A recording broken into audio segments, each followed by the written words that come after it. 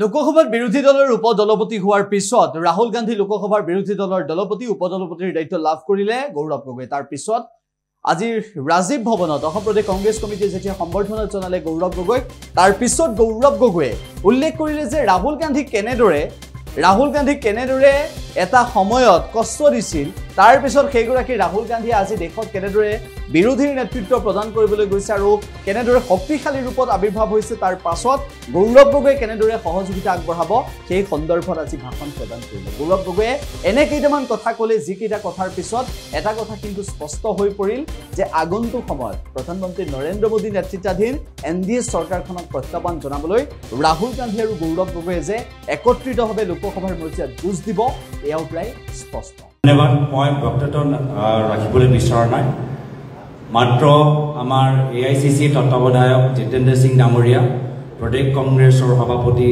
মাননীয় ভূপেন বৰা ডাঙৰীয়া, বিধায়িনী দলৰ দলপতি দেৱব্ৰত শইকীয়া ডাঙৰীয়া, আমাৰ নৱনিৰ্বাচিত সাংসদ, আমাৰ এতিয়া বিধায়িনী দলৰ উপদলপতি ক'ব নোৱাৰিম, আমাৰ ৰকিবুল হুছেইন ডাঙৰীয়া, আমাৰ AICC সম্পাদক পৃথ্বীৰাজ সাথে, কাৰ্যকৰী সভাপতি আমাৰ জাকিৰ হুছেইন সিকদাৰ ডাঙৰীয়া, চবকে মই ধন্যবাদ জ্ঞাপন কৰিবলৈ বিচাৰিছোঁ। আজি এটা কম বয়সত যি সন্মান আপোনালোকে সকলোৱে মোক প্ৰদান কৰিছে, তাৰ বাবে মই ধন্যবাদহে জ্ঞাপন কৰিবলৈ বিচাৰিছোঁ।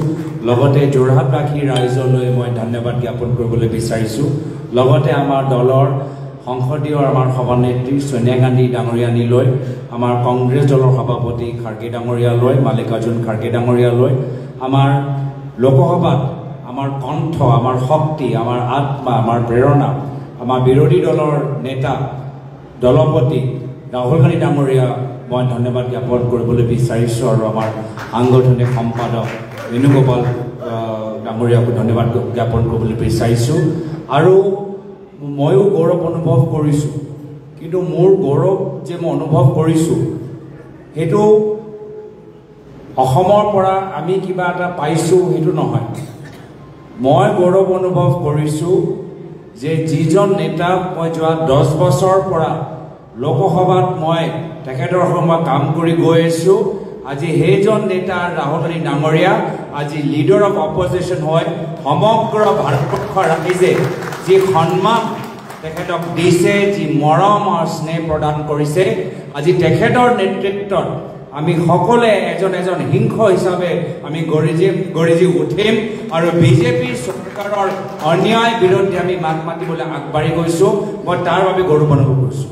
মই নিজৰ নেতাৰ প্ৰতি গৌৰৱ অনুভৱ কৰিছোঁ, যিজন নেতাক আজিৰ পৰা 10 বছৰ আগত বিজেপি দলে কিমান টকা পইচা ব্যৱহাৰ কৰি কিমান তেখেতক বদনাম কৰিছে।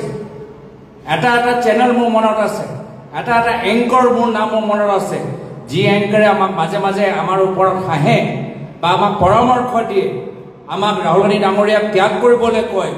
মই আজিৰ পৰা 10 বছৰ আগত কৈছিলোঁ যে ৰাহুল গান্ধী ডাঙৰীয়া আমাৰ নেতা, আৰু আজিও গৌৰৱ অনুভৱ কৰি মই কওঁ ৰাহুল গান্ধী ডাঙৰীয়া মোৰ নেতা।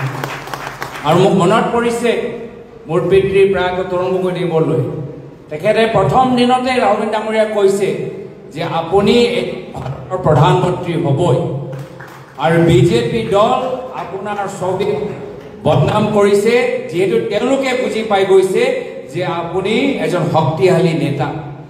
বহুতে ভাবা নাছিলে, কিন্তু আজি 10 বছৰ পিছত এটা নহয় দুটা ভাৰত জোড়ো ন্যায় যাত্ৰা কৰাৰ পিছত এতিয়া আমি সকলোৱে গম পাই গৈছোঁ যে ৰাহুল গান্ধী ডাঙৰীয়াৰ নেতৃত্বৰ কাৰণে আজি কংগ্ৰেছ হৈ আছে।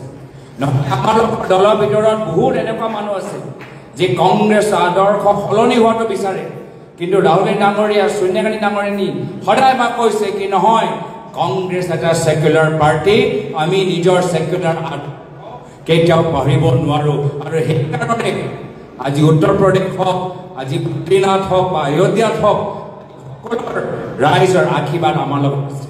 মই শেষত এটাহে কথা ক'বলৈ বিচাৰিছোঁ যে এতিয়া উত্থানৰ আৰম্ভণি হৈছে আৰু বিজেপি দলৰ পতনৰ আৰম্ভণি হৈছে।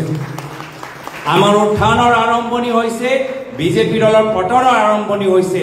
আৰু এই পৰিৱেশ চাই বহুত ৰাজনৈতিক বতৰ জ্ঞানী এতিয়া ৰাজীৱ ভৱন আহিবলৈ আৰম্ভ কৰিছে। এতিয়া বহুত ৰাজনৈতিক বতৰ জ্ঞানীবোৰ ৰাজীৱ ভৱনলৈ আহিবলৈ আৰম্ভ কৰিছে।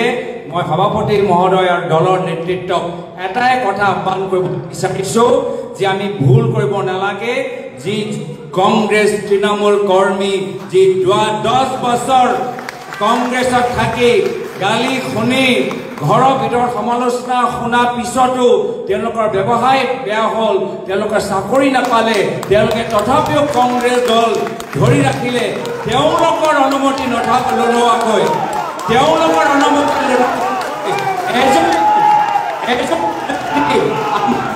যোগদান কৰিব নোৱাৰে যিদৰে লোকসভা প্ৰাৰ্থিত্ব প্ৰদান কৰাৰ ক্ষেত্ৰত আমি ব্লক মণ্ডল আৰু জিলা কংগ্ৰেছৰ পৰা আমি ৰেকমেণ্ডেশ্যন লৈ আহিছো একেৰাহে নতুন কোনোবা ব্যক্তি সোমাবলৈ হলে একদম মণ্ডল ব্লক আৰু জিলা কংগ্ৰেছৰ ৰেকমেণ্ডেশ্যন পালেহে আমি ল'ম এইখিনি কথা কৈ সকলোকে ধন্যবাদ মৰম যাচি ইয়াতে নিজৰ চমু দুএষাৰ সামৰিছো যিকোনো খবৰৰ বাবে যোগাযোগ কৰক আমাৰ এই নম্বৰত 7099017330 আৰু 7099017110